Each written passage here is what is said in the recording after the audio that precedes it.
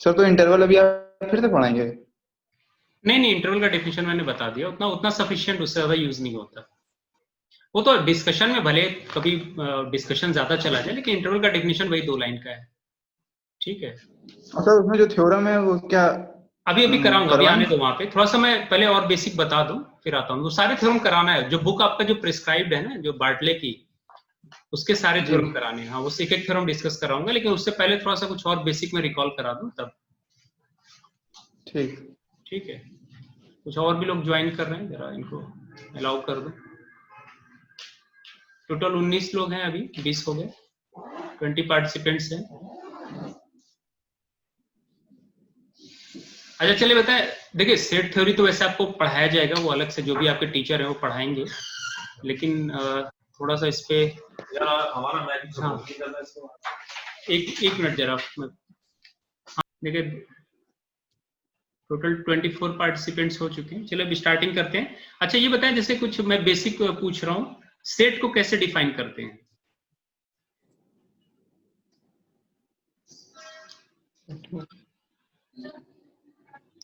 The set is collection a of collection of well-defined objects. Collection of well defined object. What do you mean by well defined? Sir एक proper वो होना चाहिए उनका order या फिर sequence, मतलब अच्छी तरीके से डिफाइन होने चाहिए।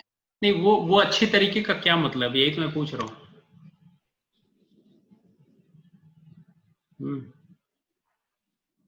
वो अच्छा तरीके से फील कैसे करेंगे, आपको फील कैसे होगा?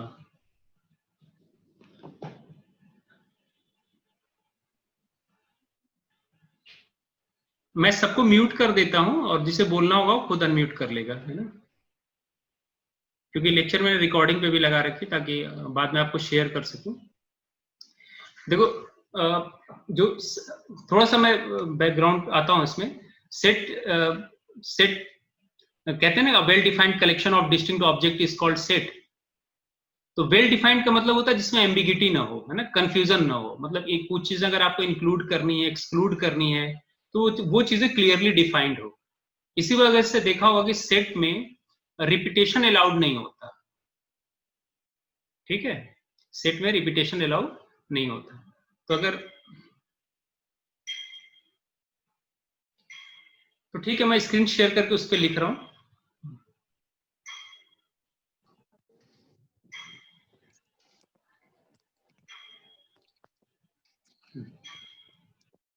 तो देखिए यहाँ पे, तो मैं कह सकता हूं कि वैसे तो सेट थ्योरी में आपको सब पढ़ाया जाएगा डिटेल में, मैं जस्ट एक आइडिया दे रहा हूं, है ना। मैं कह सकता हूं a well defined collection of object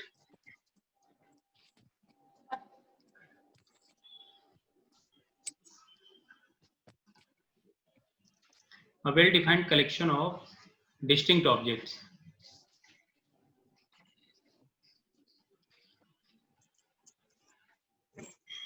distinct objects, एक मिनट, ये लग रहा है कुछ ठीक नहीं चल रहा। हाँ, distinct objects is called set.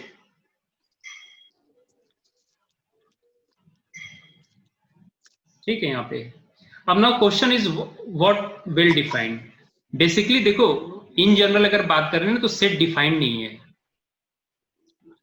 अगर सेट इज नॉट डिफाइंड, ये डेफिनेशन एक्सेप्ट किया गया है ना, इट इज ऐसे, इट इज जस्ट एक्सेप्टेंस। मतलब एक थ्योरी एक्सेप्ट की गई है, उसका ये डेफिनेशन। और तो वो डेफिनेशन क्या, well defined collection of distinct object is called set. Now question is what we mean by well defined. So let me write that by well defined, कुछ फ्लो इसका ठीक नहीं। By well defined we means there should be no ambiguity in inclusion or exclusion of element.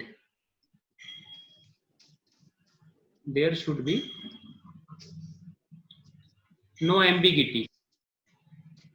Ambiguity means confusion. There should be no ambiguity in inclusion or exclusion. ये कुछ digital board सही नहीं चल रहा, उसकी वजह से थोड़ी सी राइटिंग बहुत अच्छी नहीं हो रही। पर फिर भी उम्मीद, मैं रिपीट बोल दे रहा हूँ, आपको समझ में आ जाएगा। ऑफ एलिमेंट्स, ठीक है, of elements. So obviously the question is, for set there must always be some rule by which there is no ambiguity. So to remove this ambiguity, we don't consider similar object as collection in set. So let me write here that for set there must always be rule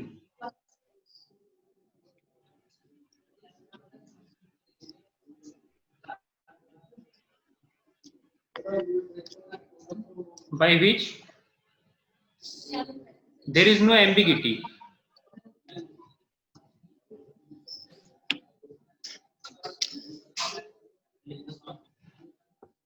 clear हुआ?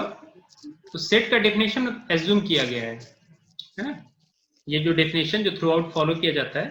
तो यहाँ पे actually मैं क्यों बता रहा हूँ यहाँ पे सब बेसिक चीजें, क्योंकि आगे सेट और सीक्वेंस दोनों आएंगे। तो क्या सेट और सीक्वेंस में डिफरेंस है? So to remove ambiguity,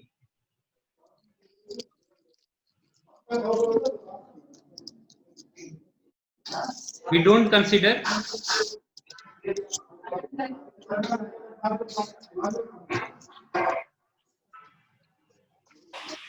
similar objects as collection in set.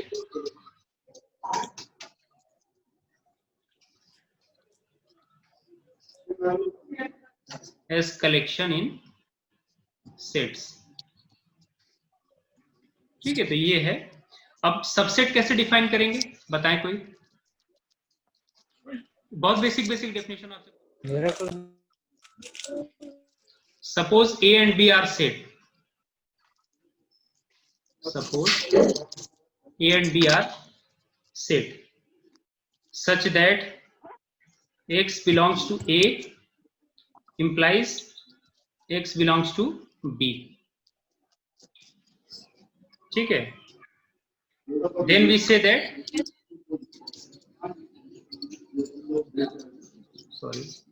then we say that A is contained into B, है ना, ये डेफिनेशन है। And hence A and A are set such, and I can also, so every set is subset of itself. So here I can write that A and A, how to say that a set is subset of itself such that X belongs to A, and this implies that, so we say here that A is contained into A, that is every set is subset of itself. I can say that every set is subset of,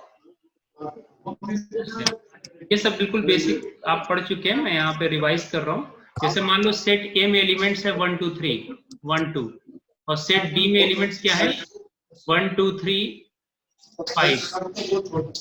आप देख सकते हो यहाँ पे,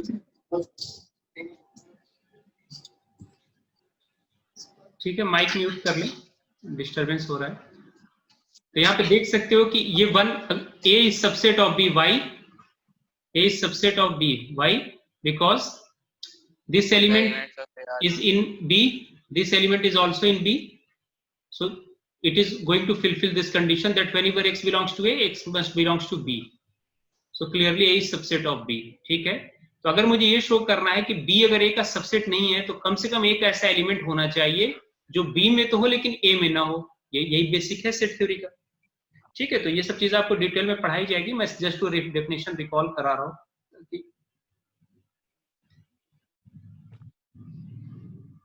So I can say that A is not subset of B।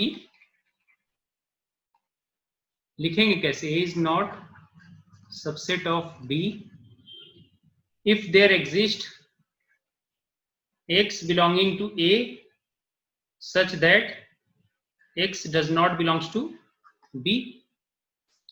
And what about empty set? कहते हैं कि empty set is subset of every set, है ना, empty set is subset of every set. So how you will prove that empty set is subset of every set? ये कैसे prove करेंगे कि empty set हर एक सेट का subset होता है? बताएं, सोचिए इस पे। मैंने आपको देखो उस दिन बताया था ना कि किसी स्टेटमेंट का, मान लो कोई ट्रू स्टेटमेंट है, उसका एक बार निगेशन लिया और फिर निगेशन ले लिया, क्या हो जाएगा? ठीक है, वही स्टेटमेंट मिल जाएगा। तो कैसे आप प्रूफ करोगे कि empty set is subset of every set? ये मैं लिख देता हूं, empty set is subset of every set.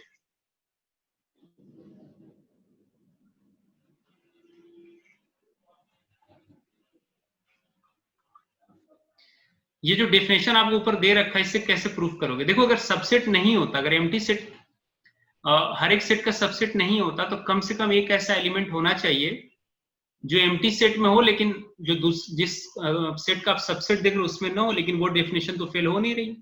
So I can say that there will be no element, let me call this set as, suppose पूरे empty set को मैं ई से denote करता हूं ना, so we can say that how to write it, that there will be, just wait, someone is waiting, there will be no element in E। तो वो statement कैसे लिखेंगे ये बहुत इंपॉर्टेंट है। There will be no element, ये सब trivial चीजों को छोड़े नहीं है ना, ये इंपॉर्टेंट है, इसी वजह से मैं डिस्कस करा रहा हूँ, क्योंकि अक्सर हर एक चीज में आप एम्प्टी सेट पूछ रहे हो, तो थोड़ा सा उसके बारे में बता दो। There will be no element in set E that is empty set which is not element of A,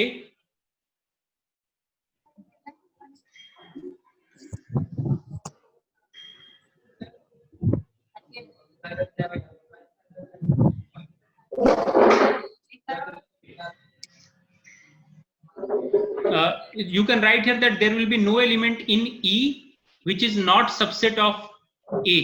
Suppose A is the general some other set, and I want to prove that E is subset of, empty set is subset of A. So just show that there is no element in E which is not in A.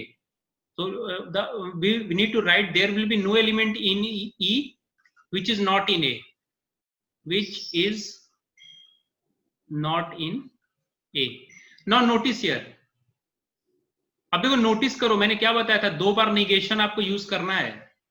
यहां देखो no use किया और यहां not use किया है। Statement समझ में आया?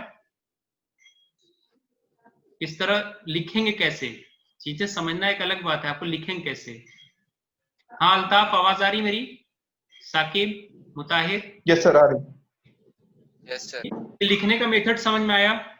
ये जो मैंने बताया है आपको ये Yes, sir, लाइन लिखना आ रही। मस्ट है ना। तो जब प्रूफ करने की बात आएगी, देखो जैसे मैंने बताया था आपको कि प्योर मैथ्स में क्या करते हैं कि जो डेफिनेशन दे रखा है ना, उसको यूज करके आपको चीजें डिफाइन करनी है। तो ये था कि अगर कोई ए बी का सबसेट नहीं है, if A is not subset of B, then try to show that there exist at least one element in A which is not in B. बात समझ में आ रही है? Yes sir. लेकिन अगर ऐसा कोई एक भी एलिमेंट ए में नहीं मिल रहा है जो बी में नहीं है, तो इसका मतलब ए क्या हो जाएगा? सबसेट ऑफ बी, मतलब कहीं फेल नहीं हो रहा। जी। So the same reason is that empty set is subset of any set. Empty set is, in fact, empty set is subset of every set. है ना? प्रूफ करने का टेक्निक समझ में आया? ठीक है। Yes sir. जी सर। इसको देखो बहुत बेसिक चीजें हैं, इससे बहुत, चलो मैं इसको रब कर देता हूँ, पेज मैंने सेव कर दिया है। Now what is power set? ये सब मुझे यूज कराना, अभी काउंटेबल अनकाउंटेबल में सब यूज कराऊंगा। इस किसी सेट और उसके पावर सेट में बाइजेक्टिव मैप मिलेगा कि नहीं मिलेगा, कौन काउंटेबल है कौन अनकाउंटेबल है। अगर मान लो set of natural number countable है, इन जनरल होता है, और तो उसका पावर सेट के बारे में क्या कहेंगे, वो काउंटेबल है नहीं कहते। इन चीजों पे आने के लिए थोड़ा सा मैं पावर सेट वही सब रिकॉल करा दूं, हालांकि आपको पढ़ाया गया है, पर फिर भी मेरा काम है कि बार शॉर्ट में। So power set of A is defined as collection of all those x, in fact x, write it capital, such that x is subset of A. That is collection of all subsets of A. Collection of all subsets of A.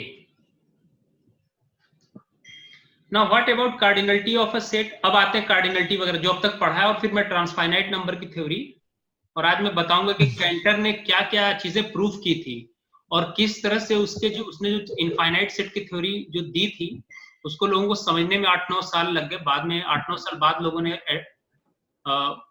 Accept किया उसकी बातों को, canter को, और canter को कहते हैं basically set theory का डेवलपमेंट जो है ना वो कैंटर नहीं किया था।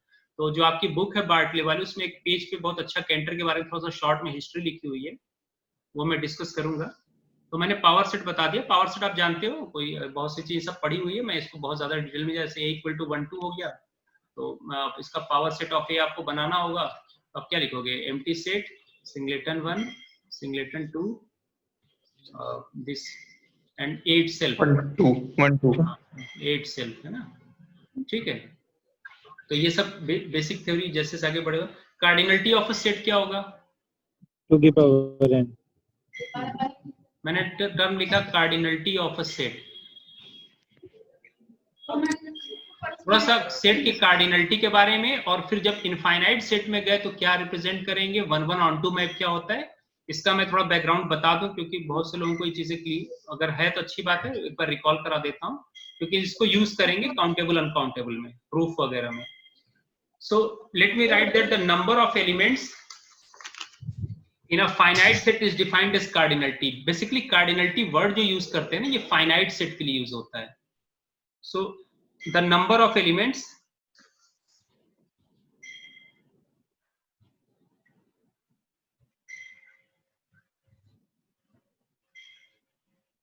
in a finite set, in fact distinct element। वैसे तो सेट जब कह दिया तो रिपीटेशन अलाउ होता नहीं है, जो स्टैंडर्ड फॉर्म है सेट का। जैसे मान लो सीक्वेंस अभी होगा तो सीक्वेंस में पहला मेंबर 1 है, ये 1 1 1 मैं लिख सकता हूं, लेकिन जब सेट में लिखेंगे तो इसको सिर्फ ये लिखेंगे।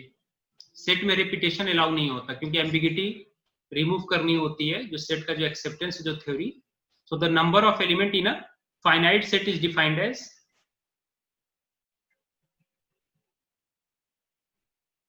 It's cardinality.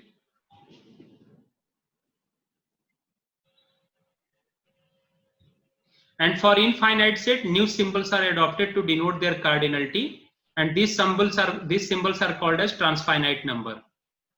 ठीक है, तो हम जब भी कार्डिनलिटी की बात करेंगे तो याद रखिए सिर्फ फाइनाइट सेट के लिए कार्डिनलिटी वर्ड यूज करते हैं, जो मैंने पिछले लेक्चर में आपसे कहा था, लेकिन मैं इसको लिख भी देता हूं और थोड़ा सा ट्रांसफाइनाइट नंबर की थ्योरी के बारे में थोड़ा सा आपको आइडिया दे देता हूं। So the number of elements in a finite set is defined as its cardinality, and for infinite set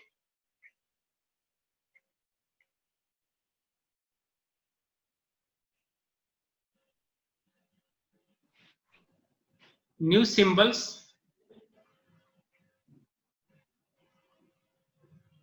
are adopted to denote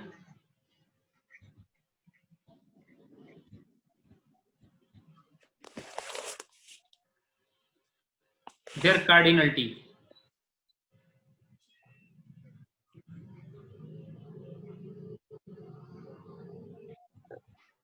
And these symbols are called transfinite number, and these symbols are called transfinite number।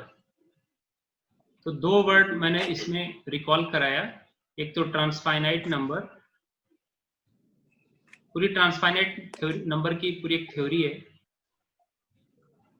Number, ठीक है। तो देखिए एक तो cardinality word यहाँ पे, दूसरा ये फाइनाइट सेट यूज किया, और दूसरा मैंने ट्रांसफाइनाइट नंबर लिखा है यहाँ पे ना, ट्रांसफाइनाइट नंबर इनफाइनाइट सेट के लिए। तो ये एज्यूम किया गया कि कार्डिनलिटी जो अलिफ नॉट की होती है, अलिफ नॉट की कार्डिनलिटी जो होती है, नेचुरल नंबर की जो कार्डिनलिटी होती है, जो तो वो पहला ट्रांसफाइनाइट नंबर जो हुआ अलिफ नॉट कहा गया, इसको लिखते हैं अलिफ नॉट। ये स्टैंडर्ड मैथमेटिशियंस ने जो इसे नोटेशन दिया था, ठीक है ना, ये अलिफ नॉट, ठीक है। तो अब यहां से ये जान लें कि कार्डिनलिटी वर्ड बेसिकली हम फाइनाइट सेट में ही यूज करते हैं, इनफाइनाइट सेट को कंपेयर करते हैं ट्रांसफाइनाइट नंबर में। अब ट्रांसफाइनाइट नंबर की कुछ अपनी स्टैंडर्ड थ्योरी है, वो भी मैं आगे बताऊंगा। और जो ये भी कह सकते हैं कि जो इनफाइनाइट सेट में जो स्मॉलेस्ट ट्रांसफाइनाइट नंबर है ना, वो अलिफ नॉट होती है। इसके बाद नेक्स्ट जो होगी 2 to the power अलिफ नॉट होगी, जिसे कंटिन्यूम भी कहते हैं, तो ये प्रूफ करना है कि उन दोनों नंबर के बीच में कोई और नहीं मिलेगा। जो कार्डिनलिटी जो एज्यूम की गई ना, जैसे रियल नंबर की कार्डिनलिटी, रियल नंबर की एज्यूम की गई 2 raised to the power अलिफ नॉट, या इसी को कंटिन्यूम भी कहते हैं। अभी मैं नोटेशन बता रहा हूँ आपको, ये सब सेट थ्योरी में डिटेल पढ़ाया जाएगा, इसे कंटिन्यूम वर्ड भी कहते हैं। और ये मैपिंग 1-1 मैपिंग लेके हम लोग प्रूफ करेंगे कि अलिफ नॉट के बाद जो दूसरी कार्डिनलिटी होती है, स्मॉलेस्ट ट्रांसफाइनाइट नंबर जो होता है अलिफ नॉट, ये जो अलिफ नॉट है इनफाइनाइट सेट में ये स्मॉलेस्ट होता है। इसके बाद सेकंड जो होगा 2 to the power अलिफ नॉट, जिसे क्या कहते हैं कंटिन्यूम। ठीक है, आवाज आ रही है अल्ताफ? यस सर, आ रही है। ठीक ठीक है, तो इस पेज को मैं यहाँ सेव कर देता हूँ। अब नेक्स्ट पेज पे चलते हैं। अब थोड़ा सा मैं 1-1 ऑन टू फंक्शन के बारे में बता दूं, और ट्रांसफाइनाइट नंबर के बारे में मैं भी थोड़ा सा डिटेल दे दूंगा, लेकिन थोड़ा वेट करें अभी। अब देखो, जैसे सपोज करो आपको कि एक फंक्शन है सेट ए से बी तक, और सपोज कि सेट ए में m एलिमेंट्स हैं और सेट बी में जो है वो n एलिमेंट्स हैं। ठीक है, सेट बी में n एलिमेंट्स हैं। तो ये बताओ नंबर ऑफ मैप्स कितने होंगे?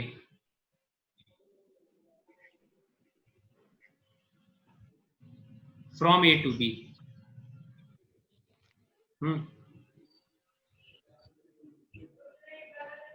फंक्शन किसे कहते हैं? Yes, anyone? अल्ताफ, फंक्शन किसे कहते हैं? How will define function? Recall करें। साकिब, चलो जो आता है बोलो, तभी तो मैं बताऊंगा ना, बिल्कुल आप फ्री फील करो। मैंने कहा ना कि जो आता है आप बताओ, ताकि डिस्कशन आगे बढ़े, तो फिर मैं उसी हिसाब से बताता जाऊं। इसीलिए तो मैं लाइव क्लास ले रहा हूं, वरना क्या जरूरत थी मैं रिकॉर्डेड डाल देता।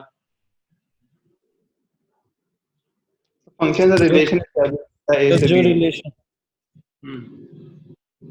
सर जो यूनिक रिलेशन होते हैं, कुछ और कंडीशन? Well defined. नहीं, फंक्शन, सिंपली फंक्शन बताओ किसे कहते हैं। जैसे मैप कहते हैं वो क्या होता है? From set A set B. हाँ, आगे तो कंडीशन क्या होती है? हर रिलेशन तो फंक्शन नहीं होता। डोमेन के सारे एलिमेंट की कोडोमेन में इमेज मिलनी चाहिए। ठीक है, और यूनिक, और दूसरी चीज यूनिक इमेज होनी चाहिए। यूनिक इमेज होनी चाहिए। और भी कुछ कंडीशन है? अच्छा, इसके बारे में क्या हर बोलोगे? एलिमेंट का यूज होना चाहिए।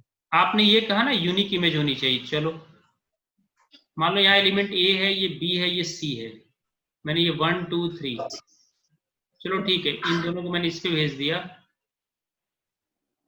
अब बताओ क्या ये फंक्शन है? नहीं सर, क्यों नहीं फंक्शन है? ये वाला जो एलिमेंट है उसका क्यों नहीं फंक्शन है? हर एलिमेंट की इमेज होनी चाहिए।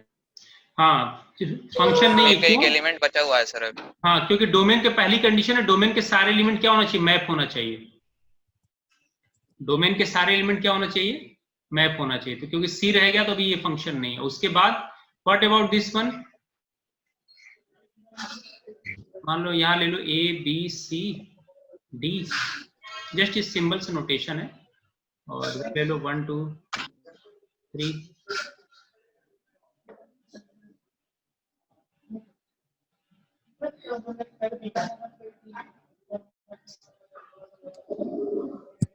Yes sir, it is a function. ये फंक्शन है सर। है function. Yes sir. And what about this one? नहीं है सर। बोलने दीजिए।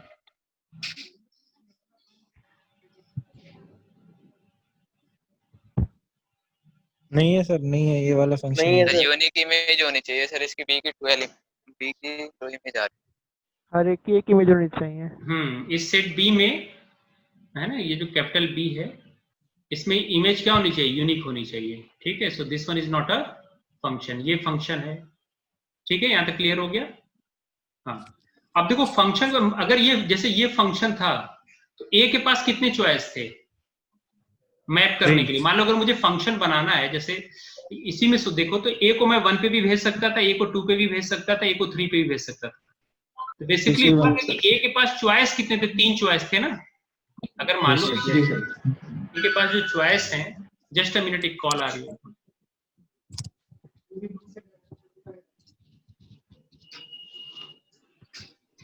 हेलो, हाँ वालेकुम सलाम।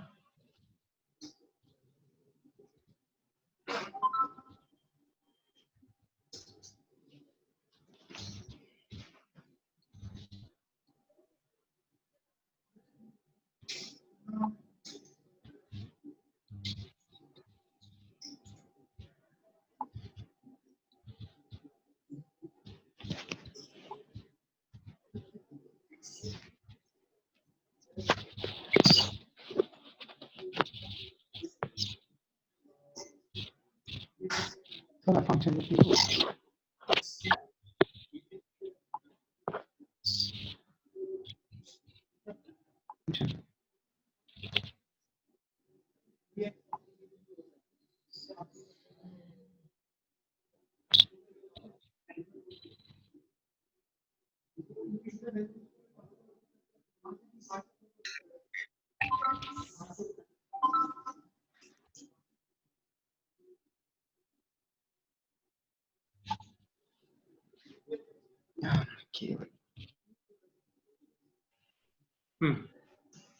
ठीक है। तो ये, तो अब देखो फंक्शन बनाने के लिए मुझे क्या करना पड़ा। अगर आप यहाँ पे देखो ये, तो फंक्शन बनाने के लिए ये जो f है हमारा a से b जो है, a से b, सपोज कि इसमें m एलिमेंट्स हैं और यहाँ पर अगर n एलिमेंट्स हैं, the basic idea is that every element in a has n choice for mapping. हुआ कि नहीं? मैं मान लो जैसे डोमेन में जैसे मान लो यहाँ पे मैंने दे दिया 5 एलिमेंट और इधर दे दिया कितने, 2 एलिमेंट सपोज करो। तो पहले ये बताओ, पहले फंक्शन के लिए क्या करना पड़ेगा? फंक्शन के लिए बेसिक क्या होता है, कितने हम फंक्शन बना सकते हैं किसी सेट में। यहाँ अगर m एलिमेंट्स और इसमें n एलिमेंट है, तो यहाँ के हर एलिमेंट के पास कितने चॉइस होगा? n पे। इसको कहीं भी भेज सकते हो आप एट अ टाइम। पहले मैप में मान लो मैंने इस पे ये मान लो टोटल n एलिमेंट्स हैं, तो आप या तो एक मैप ये ले लो जिसमें मैं इस पहले एलिमेंट इस a को मान लो ये b है, ये c है, और यहाँ ऐसे ले लो 1 2 3 4। तो या तो ये हो सकता है कि इसको हटा दो, मान लो a को मैं पहले मैप में a को 1 पे भेज दूं। दूसरे मैप में ये हो सकता है कि ये जो यहाँ पे जो 1 2 3 4 है, एक हो सकता है मैं 2 पे भेज दूं, तीसरे में एक हो सकता है 3 पे भेज दूं, और उसी के हिसाब से b को फिर अरेंज कर लूं। तो टोटल कितने, a के पास टोटल कितने चॉइस है? यहाँ पे 4 चॉइस है कि नहीं? जी सर। है ना? इन जनरल मैं क्या कहूंगा, अगर every element of set a has n choice. Yes sir. तो मान लो कि जो टोटल ये कितने होगा, पहले के एलिमेंट के पास भी n चॉइस होगा, सेकंड एलिमेंट के पास भी n चॉइस होगा, थर्ड एलिमेंट के पास भी n चॉइस होगा। ठीक है? नहीं सर, सेकंड एलिमेंट के पास तो n-1 हो जाएगा ना। अरे मैं भी चॉइस बना रहा हूँ। नहीं सर, नहीं होगा। ये आप नहीं समझे। आप एक ही मैप के अंदर मत देखो ना, मैं टोटल नंबर ऑफ फंक्शन बनाने हैं। जैसे मान लो मैं एक मैप बना रहा हूं जिसमें a को 1 पे भेज दिया, b को 2 पे भेज दिया, c को 3 पे भेज दिया, सपोज करो। ठीक है?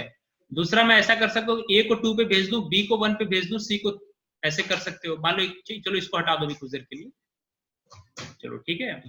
तीसरा क्या हो सकता है, ये भी हो सकता है कि यहाँ पे ये a है, ये b है, ये c है, और यहाँ 1 2 3। तो a को मैं 3 पे भेज सकता हूँ, c को इधर 1 पे कर सकता हूँ। a के पास कितने चॉइस हुए? a को या तो 1 पे भेज दें, या a को 2 पे भेज दें, या a को 3। तो जितने कोडों में यहाँ पे जो जितने मेंबर्स उतनी तो चॉइस होंगे। Yes sir. n चॉइस हुए। फिर उसी तरह b के पास भी कितना चॉइस होगा? हर एक के पास चॉइस कितने हैं? एक्चुअली ये मैपिंग तो पॉसिबल है ना, कई का इमेज एक पे जा सकता है।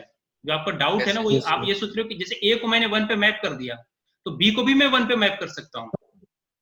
देखो ये एक का इमेज कहीं पे नहीं जा सकता, लेकिन ये पॉसिबल है। तो जो ये आप कह रहे हो ना कि n-1, हाँ, तो हर एक एलिमेंट पास कितना चॉइस होगा? n choice. यहाँ पे भी n चॉइस, लास्ट एलिमेंट बाद भी कितना होगा? n choice. तो टोटल ये कितनी बार टाइम्स अपीयर होगा? m times. ठीक है? So how many total functions are there? n raised to the power m. So total number of function, total number of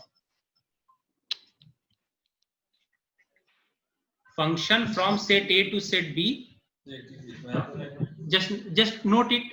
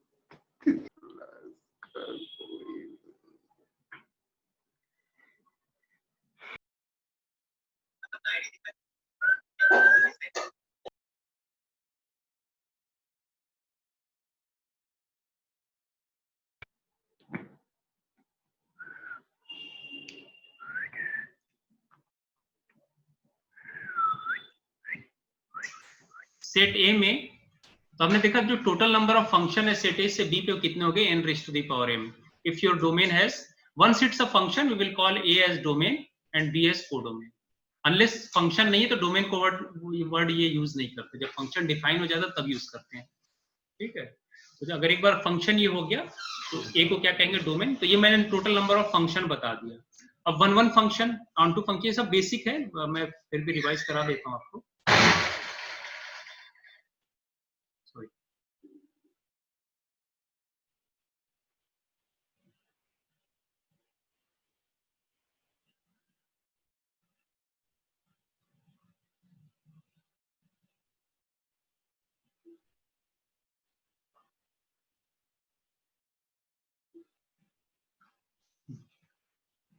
अब ये बताएं ए से बी,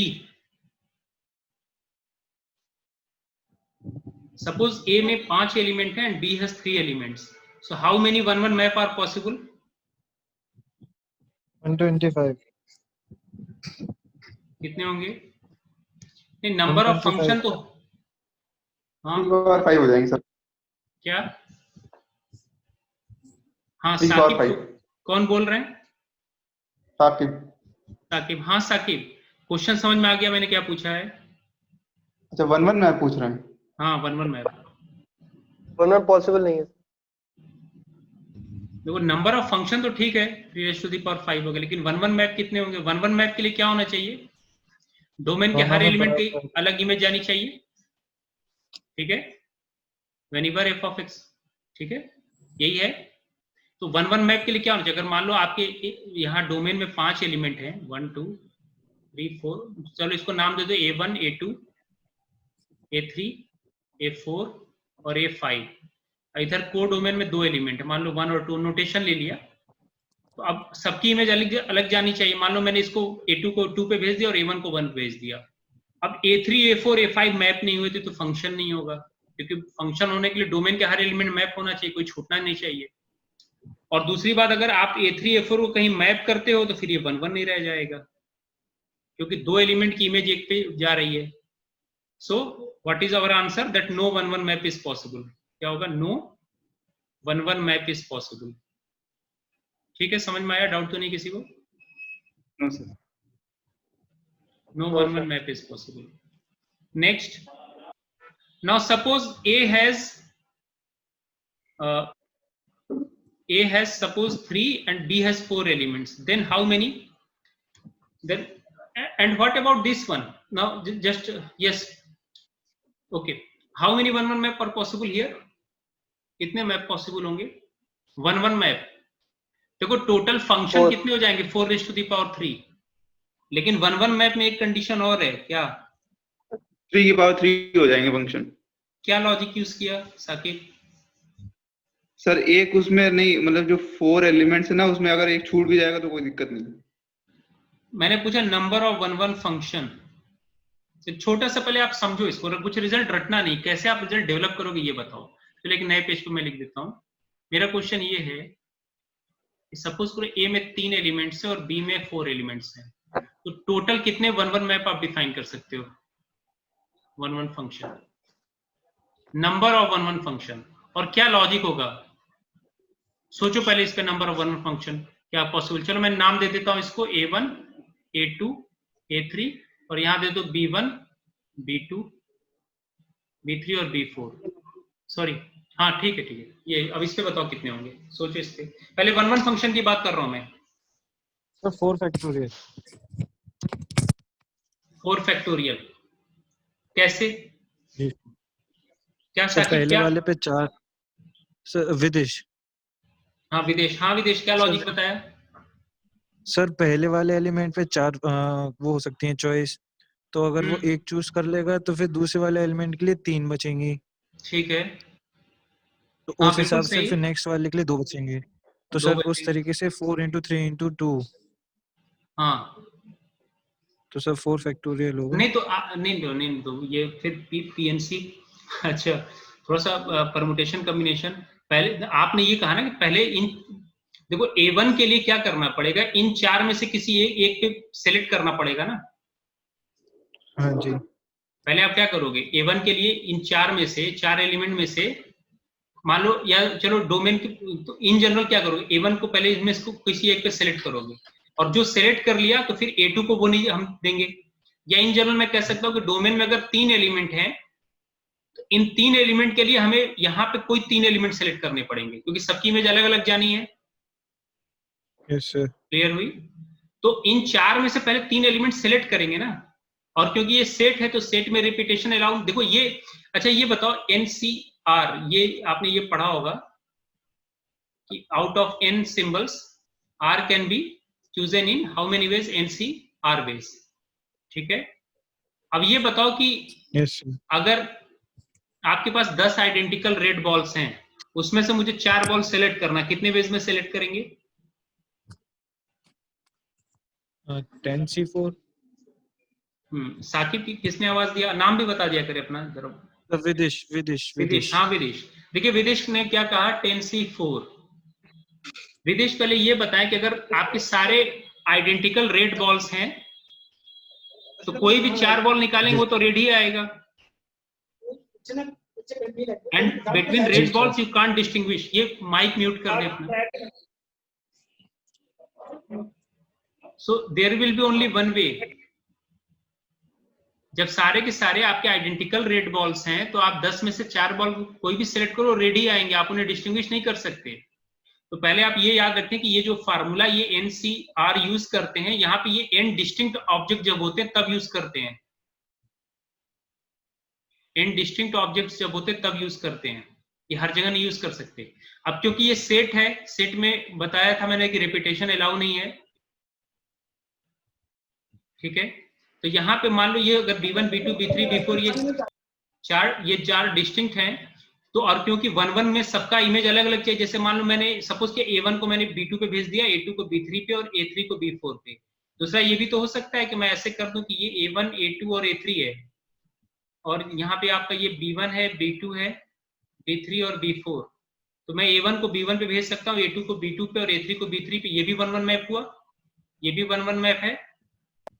ठीक है, तो हमें करना क्या हो रहा है, और भी ऐसे बना सकते हैं। तो पहले आप इन 4 में से कोई भी 3 एलिमेंट सेलेक्ट करोगे। यहाँ पे भी देखो कोई भी 3 एलिमेंट हम क्या कर रहे हैं, सेलेक्ट कर रहे हैं, and that selection can be done in 4C3 ways. Yes sir. और फिर इन 3 को आपस में भी तो रोटेट कर सकते हैं। जैसे ये जो 4C3 लिखा ना, तो ये जितने इस तरह के वेज होंगे वो काउंट हो गए। लेकिन अब ये देखो कि यहाँ पे अगर मैं इस तरह कर दूं, यहाँ पे A1 है, A2 है, इनका आपस में इंटरनल अरेंजमेंट, ये जैसे B1 था ना, तो वो हटा, वो तो B2, B3, B4 में, मैं इसमें बात कर रहा हूँ, ये B2, B3, B4 में भी आप रोटेशन कर सकते, तब भी 1-1 बनेगा। जैसे अगर मैं A1 को भेज दूं B2 पे, B3 पे, A2 को B2 पे और A3 को B4 पे, तो ये भी तो 1-1 मैप हुआ। Yes sir. पहले हम 4 में से 3 सेलेक्ट करेंगे और फिर उन 3 का इंटरनल अरेंजमेंट कितना होगा, फैक्टोरियल 3। और दूसरा नोटेशन क्या हुआ कि यहाँ ये इधर इस तरफ मैं इन जनरल m लिखता था और इधर n, यही तो लिया था स्टैंडर्ड नोटेशन में। हाँ, अल्फाबेटिकली m पहले आता तो m पहले ले लो, n बाद में ले लो। तो आपने क्या देखा कि अगर if m is less than n, if m is less than n, then number of 1-1 maps are possible, just like this one. And how many total number of maps will be there? 1-1 map. Total number of 1-1 map. 1-1 maps या 1-1 function कहते हैं। तो आप क्या करोगे, पहले इस m elements को मैप करने के लिए n में से मैं m सेलेक्ट करूंगा, that can be done in NCM ways, and then internal arrangement of this m into factorial m, ये ways हटा दें, into क्या हो जाएगा, factorial m। क्लियर हुआ? तो मैं इसको कंबाइन कर सकता हूं। अगर मैं इसको इन जनरल लिखूं तो मैं यहाँ 2 केस बनाऊंगा। if m is greater than n, then no one, तो क्या होगा, नंबर ऑफ 1-1 मैप कितने हो जाएंगे, 0, मतलब एक भी पॉसिबल नहीं होगा। And if m is less than n, then out of these n elements one has to choose m element for mapping, and that can be done in NCM ways, and then their internal arrangement factorial m. So this is the general formula for number of 1-1 function है। number of 1-1 function का ये क्या होगा, general formula. Doubt तो नहीं किसी को? देख लो यहाँ पे। No sir. बिल्कुल एलिमेंट्री, आपको एक छोटा सा एग्जांपल लेके मैंने एक्सप्लेन किया है।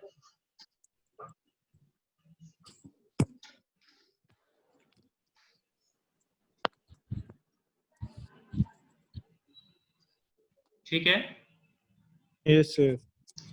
Now similarly what will be number of onto maps? अब number of onto maps को भी देख लें।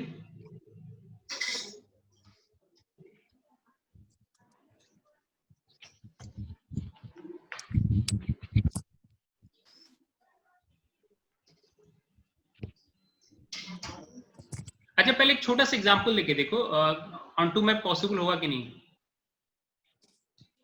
नंबर ऑफ onto map समझ रहे हो, surjection number of onto map। onto map clear तो है ना, किसी को onto का डेफिनेशन डाउट तो नहीं है? Yes sir. r equal to c।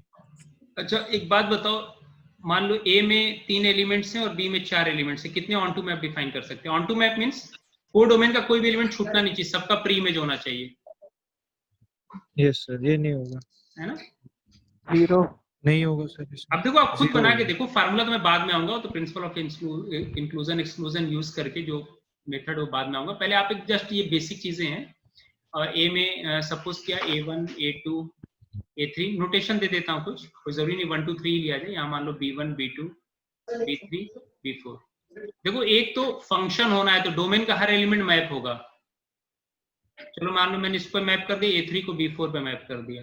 Domain का हर एक एलिमेंट, क्योंकि फंक्शन है तो डोमेन का हर एक एलिमेंट मैप होना चाहिए, कोई छूटना नहीं चाहिए डोमेन में। दूसरा ऑन टू चाहिए, तो अगर ऑन टू चाहिए तो देखो ये मैप ऑन टू नहीं, क्योंकि B3 का प्री इमेज नहीं है। जैसे B1 का प्री इमेज A1 है, B2 का प्री इमेज A2 है, B4 का प्री इमेज A3 है, लेकिन B3 का कोई प्री इमेज नहीं है, तो ये कैसा मैप है, ऑन टू नहीं है। एक भी एलिमेंट अगर छूट गया जिसका प्री इमेज नहीं है, तो वैसे मैप ऑन टू नहीं होते। और मान लो अगर मैं इसको किसी पे मैप कर भी दूं, सपोज कि मैंने A2 पे मैप कर दिया, A2 के 2 इमेज हो गए, ये फंक्शन नहीं रह जाएगा। क्लियर हुआ? Yes sir. So in this case one can say that there will be no onto map। सही है, डाउट तो नहीं किसी को? No sir. Now what about m greater than n? उसमें भी,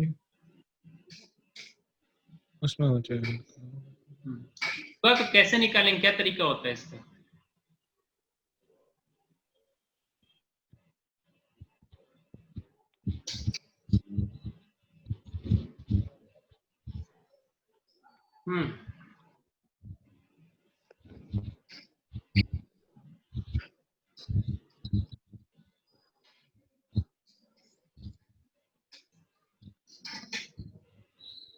n की पावर m।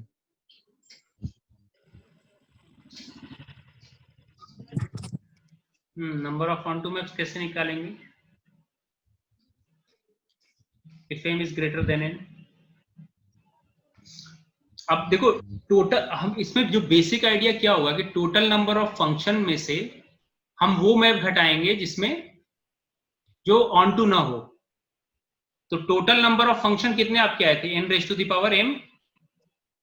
याद करो, पहला भी लेक्चर में बताया था, टोटल नंबर ऑफ फंक्शन कितने हो जाएंगे अगर इसके पास m एलिमेंट्स हैं और यहाँ पे m एलिमेंट्स है, तो हर एक के पास कितने चॉइस थे? m हर एक पास n चॉइस था। n इंटू n कितनी बार आया था? m times. तो टोटल कितने हो गए? तो number of onto function क्या होगा? नंबर ऑफ, अगर मैं कहूं कि number of onto functions क्या होगा, तो आप कहोगे कि टोटल नंबर ऑफ मैप्स में से, टोटल नंबर ऑफ मैप्स में से मैं क्या घटा दूं? Number of non onto function, number of functions which is not on to.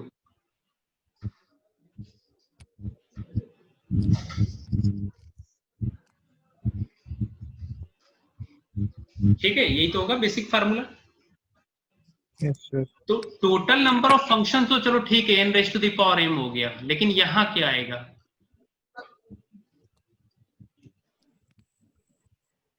कोई बताओ, अब हिंट दे दिया, अब आप सोचो खुद इस पे।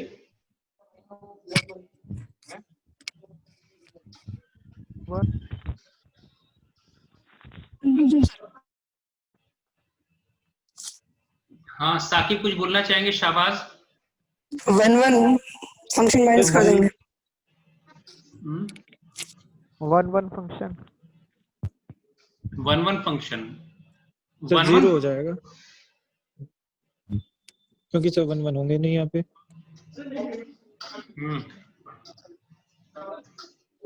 क्या होना चाहिए? सोचे कुछ लॉजिक बताएं, मतलब क्या करना चाहिए हमें। हालांकि ये सब तो देखो 11 12 की चीजें मैं रिकॉल करा रहा हूँ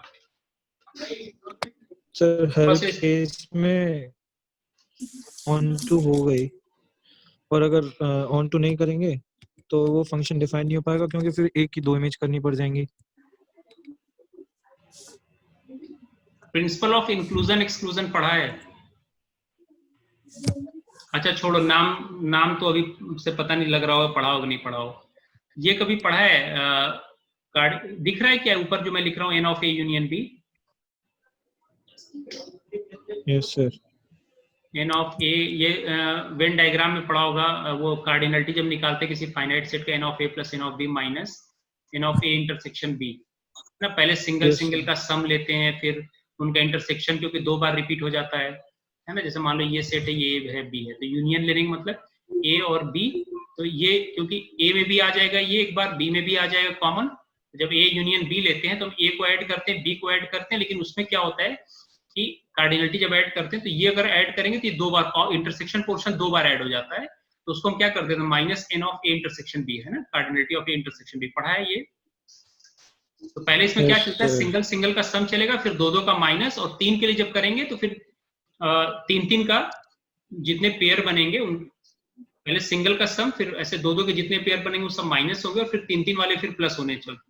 जनरल फार्मूला आप देखोगे ना, n of a union b union c होगा n of a plus n of b plus n of c। पहले सिंगल का सम हो गया, फिर minus n of a intersection b minus n of b intersection c minus n of c intersection a plus n of a intersection b intersection c। इस तरह चलता है series. तो ये बेसिकली अगर इस डायग्राम को देखो तो जो अब होगा क्या कि मैं टोटल नंबर ऑफ फंक्शन में से वो, मैं जैसे मान लो एक एलिमेंट a है जिसका प्री इमेज नहीं है ना, जिसका प्री इमेज नहीं है, तो वैसे सारे मैप्स को मैं इसमें से बाहर करूंगा। ये भी तो हो सकता है कि ऐसे 2 एलिमेंट हो जिनका प्री इमेज ना हो, लेकिन जब ये 2 एलिमेंट वाले होंगे तो उसमें जो एक एलिमेंट वाला काउंट हो गया होगा तो उससे मुझे कम करना पड़ेगा। तो वो यही रूल चलेगा, ये जो है ना, इसी कहते हैं प्रिंसिपल ऑफ इंक्लूजन एक्सक्लूजन से वो चीजें काउंट हो गई हो, क्योंकि काउंट तो हमें एक ही बार करना है। तो उसके लिए क्या कर सकते हैं, जैसे मान लो यहाँ पे डोमेन में आपके पास टोटल m एलिमेंट्स थे, सपोज करो m एलिमेंट्स थे, और यहाँ पे ये टोटल जो है ये n एलिमेंट्स है। तो याद रखो, आप मैपिंग के लिए क्या करते थे, फंक्शन के लिए हम क्या करते थे बेसिकली, कि हर एक एलिमेंट्स के पास कितने चॉइस होते थे, n चॉइस। ये n पे पावर m कैसे आया था, अगर आप रिकॉल करो तो n इंटू m कितनी बार आया था, m टाइम्स, जब मैं नंबर ऑफ फंक्शंस की बता रहा था तो वहां हर एक एलिमेंट के पास कितने चॉइस थे? n चॉइस थे। Yes sir. लेकिन अब यहां मान लो इन n में से एक एलिमेंट a ऐसा है, ये मान लो जैसे मैं a को पहला एलिमेंट मान लो, ऐसे सपोज करो, ये जो a एलिमेंट है ये ऐसा एलिमेंट जिसका कोई प्री इमेज नहीं है। तो अब बताओ यहाँ इस सेट में के लोग मुझे नाम दे देने दो। मान लो यहाँ पे कुछ इसको a1 a2 up to am कर लो। मान सपोज करो यहाँ m एलिमेंट से जिनको मैंने नाम दे दिया, और इधर कुछ रख लो b1 b2। एक मिनट मुझे इसको साफ लिख लेने दो वरना कंफ्यूजन होगा। तो मैं ये कह रहा था कि जैसे मान लो यहाँ पे आप समझने की कोशिश करो, सपोज करो कि ये पहला एलिमेंट b1 है, b2 है, b3 और अप टू ये है bn। देखो बहुत बेसिक थ्योरी है, सिंपल आपको परमुटेशन कॉम्बिनेशन क्लियर होना चाहिए, जो बेसिक जो काउंटिंग के रूल्स होते हैं। और आपको मालूम है कि परमुटेशन के सारी चीजें कॉम्बिनेशन से सॉल्व हो जाती है। तो थ्रू आउट आप कॉम्बिनेशन से हर एक चीज को सॉल्व करने की कोशिश करो, उसमें कभी फिर कंफ्यूजन नहीं रह सकता कि सवाल देखते परमुटेशन सॉल्व करने कॉम्बिनेशन से। कभी वक्त मिला तो मैं अलग से थोड़ा सा परमुटेशन कॉम्बिनेशन का बेसिक बता दूंगा, पर वो सब चीजें आप रिवाइज कर लेंगे। तो मैंने क्या कहा कि जैसे a1 के पास अगर फंक्शन होना था और यहाँ पे a1 a2 या अप टू am एलिमेंट्स होते और यहाँ पे होते मान लो b1 b2 और मुझे फंक्शन बनाना होता तो a1 के पास कितने चॉइस थे? n choice. a1 b1 पे भी जा सकता था, a1 b2 पे भी जा सकता था, bn पे जा सकता, टोटल कितने चॉइस थे? n choice. ठीक है। लेकिन अब मैं यहाँ क्या कह रहा हूं कि सपोज करो कि b1 has no pre image, a1 b1 पे जा, b2 पे जा सकता है, b3 पे जा सकता है, bn पे जा सकता है, लेकिन b1 पे नहीं, क्योंकि हम वो फंक्शन घटा रहे जो ऑन टू नहीं है। तो अब a1 के पास कितने चॉइस हुए? टोटल m n एलिमेंट्स थे, एक कम हो गया, ये हमें लेना नहीं है, तो टोटल कितना बचा? n-1।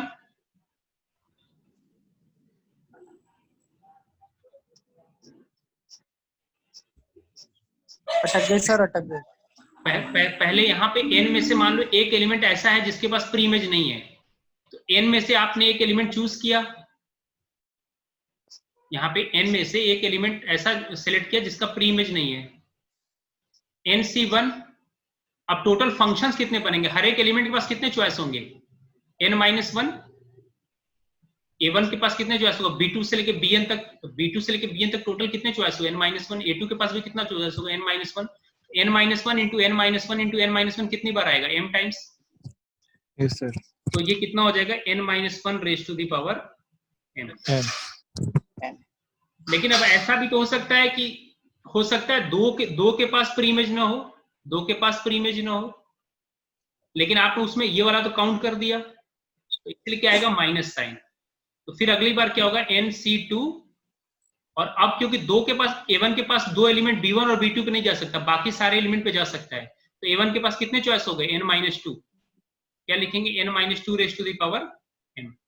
फिर प्लस, तो ये प्लस और माइनस अल्टरनेट चलेगा, plus nc3 n-3 raise to the power n। तो ये बनेगा इसका total number of onto function का फार्मूला। इसे सेव कर ले, कुछ वेरीफाई में कर देता हूं। सपोज अब अच्छा चलो, जो इससे पहले वाला क्वेश्चन था,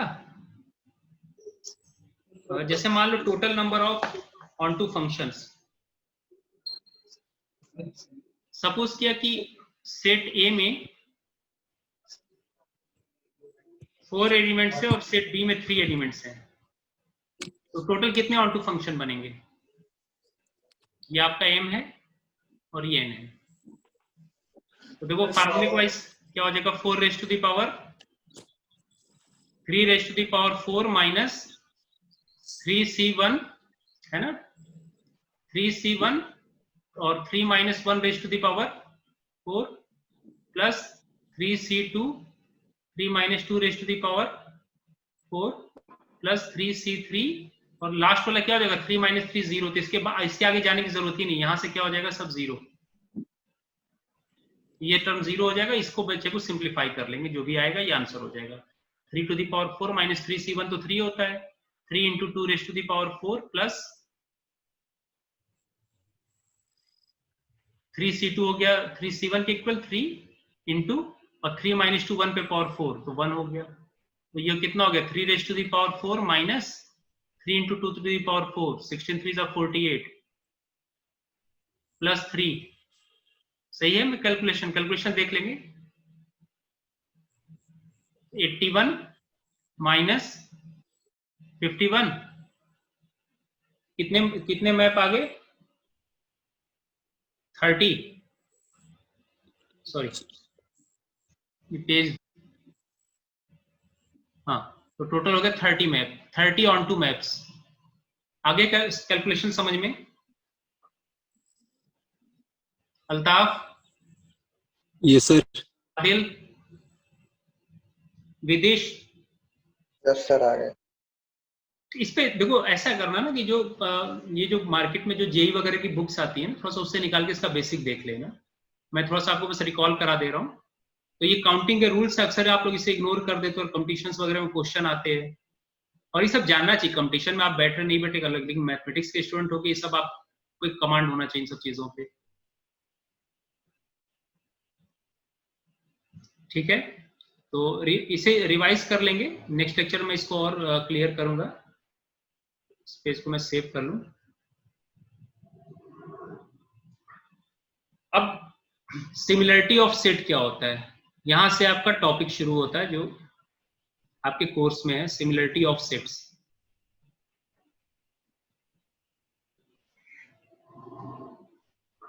तो सबसे पहले मैं डेफिनेशन दे दूं। अच्छा उसमें भी एक इंटरेस्टिंग चीज ये होगी ना, जैसे चलो 1 1 फंक्शन ऑन टू फंक्शन तो मैंने बता दिया, लेकिन अगर नंबर ऑफ देखो मान लो इस सेट में n एलिमेंट्स है, सेट बी में भी n एलिमेंट्स हैं। चलो एक काम करो, जैसे अभी आपने देखा ना कि अगर ये 3 एलिमेंट्स है, इधर 4 एलिमेंट्स हैं, तो ऑन टू मैप पॉसिबल नहीं होगा, था कि नहीं? क्योंकि ऑन टू मैप में डोमेन के सारे एलिमेंट मैप होने चाहिए थे। एक एलिमेंट यहाँ छूट जाएगा जिसका प्रीमेज नहीं होगा, और जैसे ही ले जाओगे इस पे तो ये क्या हो नहीं होगा, ऑन टू नहीं होगा। इस केस में ऑन टू नहीं मिलेगा। और अगर इसमें मान लो यहाँ 3 है, यहाँ इधर 4 है, इधर 3 है, तो फिर ये 1 1 नहीं होगा। क्लियर हुआ कि नहीं? क्योंकि अगर यहाँ 4 एलिमेंट हैं, 4 एलिमेंट और यहाँ पे 3 एलिमेंट हैं, तो आप मान लो डोमेन फंक्शन होना है तो डोमेन का हर एलिमेंट मैप होगा, और जैसे इसको किसी पे ले जाओगे तो ये 1 1 नहीं रह जाएगा। इसका मतलब ये हुआ कि अगर हमें बाइजेक्टिव के लिए हमें 1 1 ऑन टू दोनों होता है। आप जानते हो कि बाइजेक्टिव फंक्शन किसे कहते हैं, which is both 1 1 as well as onto. ठीक है, विच इज बोथ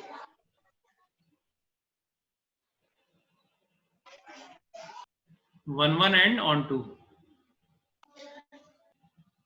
या इसी को इंजेक्टिव और सर्जेक्टिव मैप कहते हैं। 1 1 and onto map both.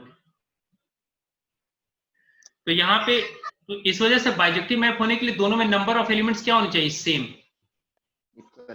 तो total number of bijective map फिर कितना हो जाएगा, किसी भी एक फार्मूले से जो 1 1 का बताया तो उसी से ले लो। तो total number of bijective map कितना होगा,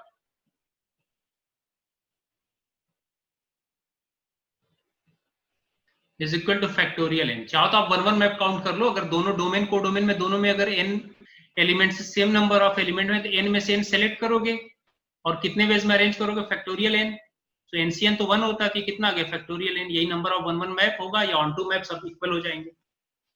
तो देखो यहीं पे बाइजेक्टिव में क्या हुआ कि जैसे मैप बाइजेक्टिव हुआ ना, फाइनाइट सेट में अगर बात करें, जैसे मैप बाइजेक्टिव हुआ तो दोनों में नंबर ऑफ एलिमेंट्स क्या हो गए, सेम।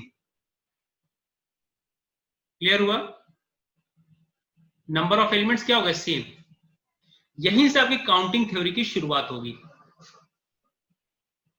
तो हम अगर आप एक भी बाइजेक्टिव मैप दिखा दो कि इनके बीच में, ये तो टोटल नंबर ऑफ चलो बाइजेक्टिव मैप्स है, लेकिन बाइजेक्टिव मैप देखो पॉसिबल होते ही क्या हो रहा है, तो दोनों में डोमेन और कोडोमेन में नंबर ऑफ एलिमेंट्स क्या हो गए, सेम हुए। विदेश समझ में आया? Yes sir.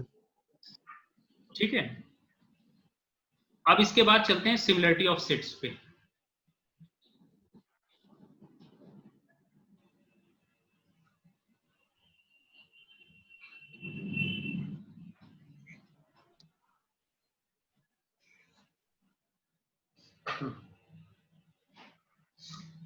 Similarity of set पहले मैं डेफिनेशन लिख दूं।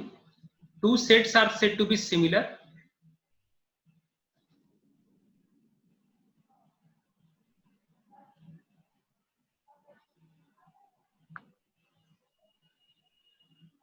two sets are said to be similar if there exists one correspondence, means bijective map. If there exists, देखो one correspondence जब भी कहना तो bijective के लिए होता है। if there exists one correspondence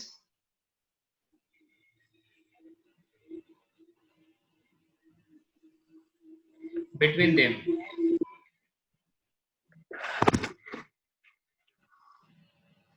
that is bijection between them. इसका दूसरा नाम बाइजेक्शन का होता है one correspondence, that is bijection between them.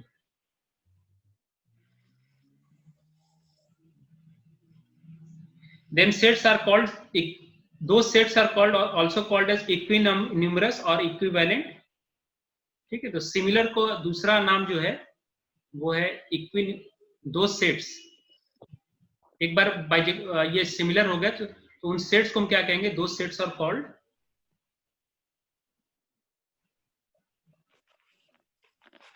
इक्विन्यूमरस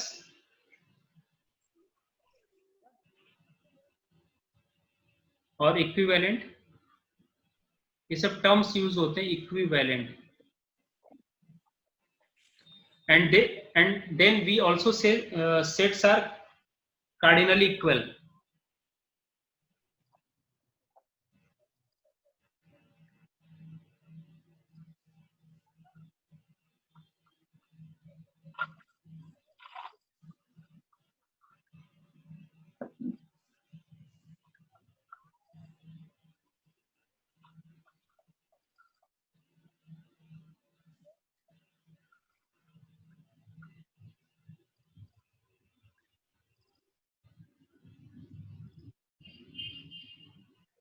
ठीक है, तो मैंने यहाँ पे जो डेफिनेशन बताया वो सिमिलर सेट का बताया कि दो सेट ए और बी कब सिमिलर होंगे, ये नोटेशन यूज करते हैं।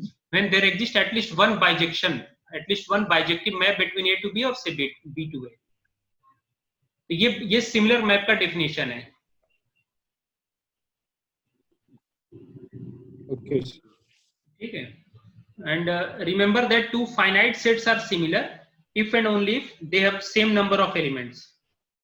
To finite sets are similar, पहले मुझे लिख लेने दें ताकि आपको क्लियर हो जाए। Two finite sets are similar if and only if they have same number of elements।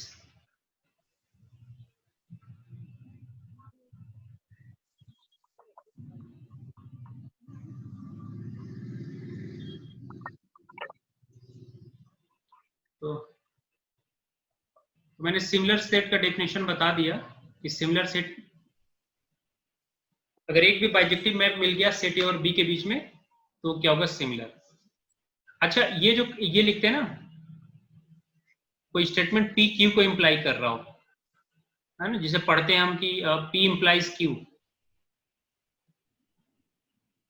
तो इसका निगेशन क्या होता है कि negation of Q implies negation of P.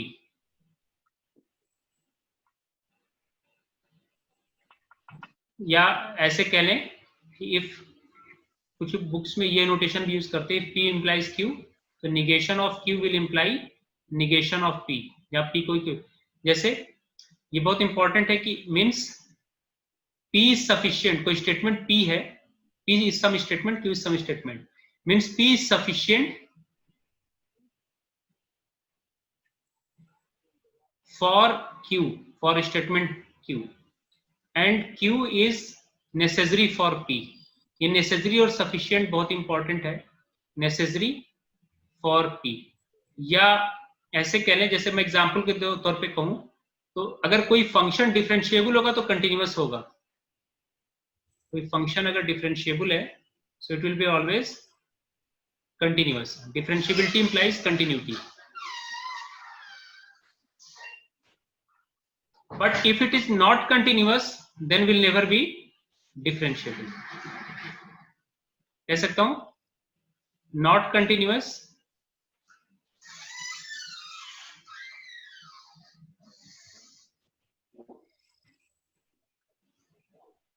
Not differentiable. उम्मीद स्टेटमेंट समझ में आ गया होगा। मुताहिर, यस सर। ये क्लियर हुआ आपको? इस तरह लिखते हैं ना, suppose statement P implies Q, this means P is sufficient for a happening of Q। देखो जैसे डिफरेंशिएबल हो गया, differentiable means it is already, it will be continuous always. Yes तो P अगर है, P सफिशिएंट है Q के होने के लिए, लेकिन Q इज, और इसका and Q is necessary for P। देखो अगर कोई फंक्शन कंटिन्यूअस होगा तभी हम आगे चेक करेंगे वो डिफरेंशिएबल है कि नहीं। अगर वो कंटिन्यूअस नहीं तो मैं यही रिजेक्ट कर दूंगा कि that function will not be differentiable. Yes sir. ठीक है, समझ में आ गया? डाउट तो नहीं किसी को P implies Q में? हाँ सर समझ गया।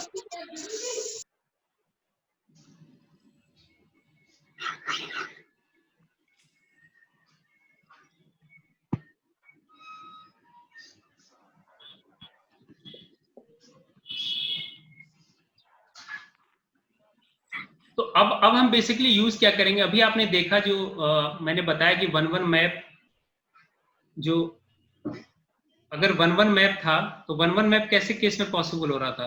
जैसे मान ली किसी सेट में 3 एलिमेंट, किसी सेट में 4 एलिमेंट है, तो यहाँ 1-1 मैप पॉसिबल हो जा रहा था। जैसे मैं अगर A1, A2, A3 लिख दूं और यहाँ पे B1, B2, B3 and B4, so this map is possible.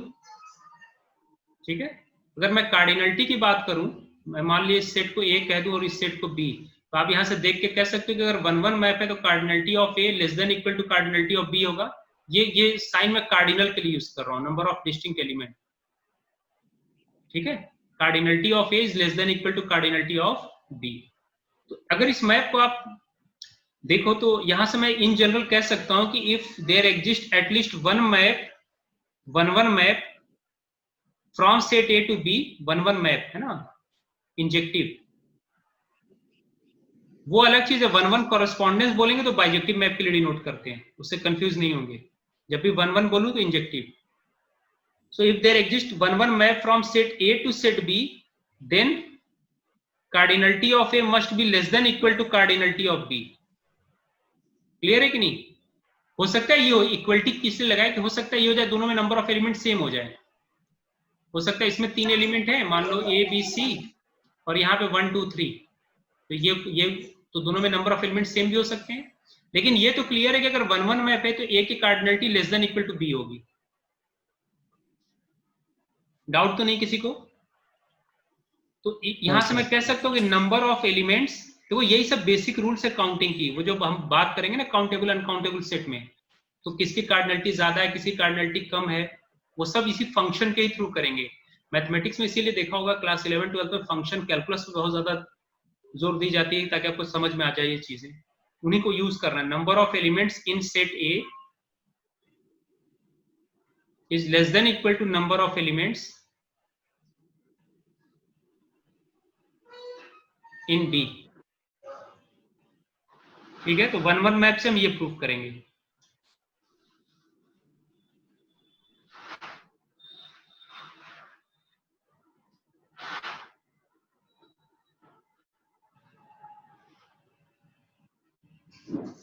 चलो अब आपको पहले एक,